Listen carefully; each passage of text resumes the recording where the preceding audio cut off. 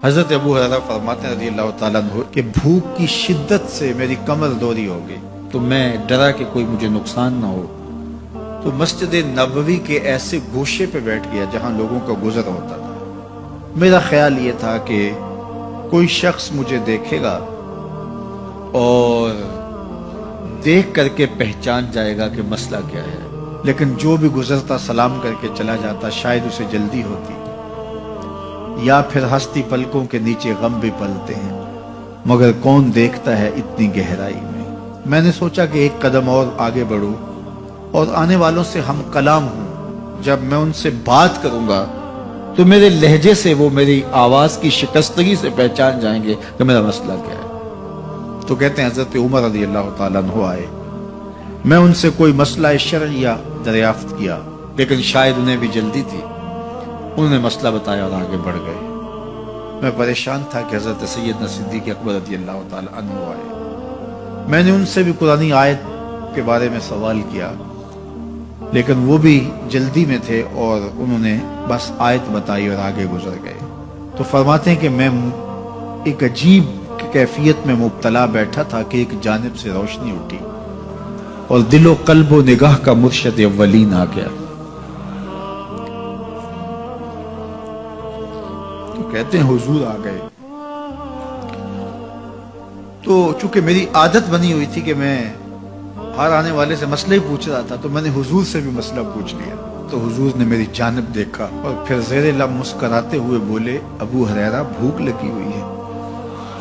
میں نے کہا جی حضور مجھے بھوک لگی ہے۔ کہا میرے پیچھے آ جاؤ۔ حجرات اقدس کی قربت میں حضور پہنچے تو اہل خانہ کو آواز دی کچھ کھانے کے لیے ہے؟ تو انہوں نے کہا دودھ کا ایک پیالہ ہے۔ مجھے فرمانے لگے ابو ہریرہ وہ جو صفہ کے چبوترے پہ بیٹھے ہیں جاؤ ان کو بلا لاؤ۔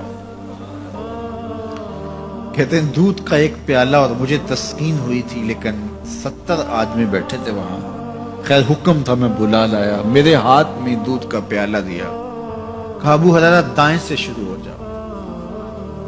اب میں ایک شخص کو پیالہ دیا اور دودھ کو دیکھنے لگا، اور وہ سیراب ہو کے گٹا گٹ پینے لگا، اپنی بھوک اور پیاس مٹا چکا، اور میں نے دیکھا کہ ایک قطرہ بھی کم نہیں ہوا۔ میرے اندر جو پہلے وسواس اٹھ رہے تھے اور مجھے جو احساس ہو رہا تھا وہ مٹ گیا۔ پھر میں نے دوسرے کو پیش کیا، اس نے بھی سیراب ہو کے پیا، لیکن دودھ ایک قطرہ بھی کم نہیں ہوا۔ پھر میں نے تیسرے کو دیا، چوتھے کو دیا، 70 آدمی دودھ پی گئے، لیکن دودھ میں سے ایک قطرہ بھی کم نہیں ہوا۔ لگتا تھا رب نے اس دودھ کا تعلق حوض کوثر سے جوڑ دیا۔ تو حضور نے فرمایا ابو ہریرہ؟ میں نے کہا جی حضور۔ فرمایا کون باقی؟ میں نے کہا حضور ایک آپ باقی اور ایک میں باقی۔ تو فرمایا اب تم پیو۔ تو کہا کہ میں نے دودھ پیا اور خوب سیراب ہو کے پیا۔ حضور نے فرمایا اور پیو۔ میں نے اور پیا۔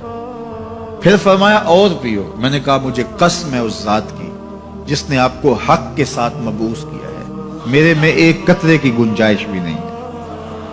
حضور نے میرے ہاتھ سے دودھ لیا اور خود نوش جان کرتے ہوئے فرمایا ساقی القوم آخرہم شربا، قوم کا جو ساقی ہوتا ہے وہ آخر میں پیتا ہے۔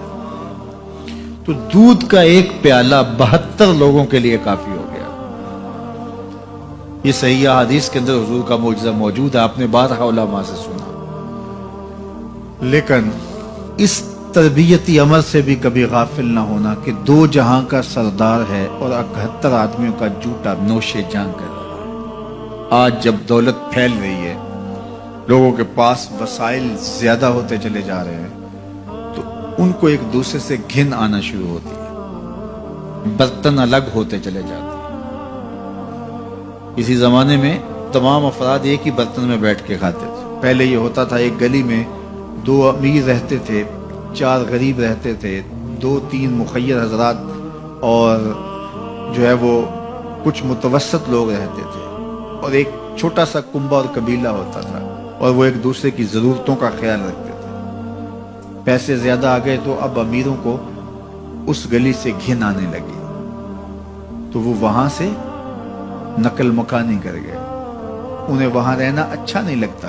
یہ بات ذہن میں رکھیے گا کہ ہمارے دین نے ہمیں ایک دوسرے کے دکھ بانٹنے کی تلقین کی ہے، ایک دوسرے کے قریب ہو کے رہیں اور ان کی ضرورتوں کا خیال رکھیں۔ اپنی استطاعت کے مطابق کسی کی عزت نفس کو نقصان پہنچائے بغیر شہرت، ریا اور کسی اس طرح کی مرض کو اپنے قریب جو ہے وہ نہ آنے دیں، اور لوگوں کی اس مخفی انداز سے مدد کریں کہ ان کی ضروریات پوری ہوں۔ بلکہ میرے حضور نے ارشاد فرمایا، جس شخص نے صدقہ کیا اور اتنے مخفی انداز میں کیا کہ جو دائیں نے خرچ کیا بائیں کو خبر نہیں ہوئی، جب بائیں کو خبر نہیں ہوئی تو ہمسائے کو خبر کیسے ہوگی؟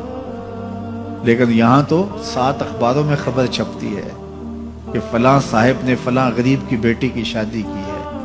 ذرا سوچ، اگر یہاں تیری بیٹی کھڑی ہوتی تو تیرا روح سخن کیا ہوتا؟ لوگوں کی غربت کا مذاق نہ اڑاؤ، لوگوں کے جذبات سے کھیلو نہ۔ اللہ نے اگر آپ کو کچھ عطا کیا ہے تو پھر لوگوں کی ضرورتوں کو پورا کرو، لیکن ان کے جذبات سے مت کھیلو اور لوگوں کی ضرورتوں کا پورا خیال رکھو۔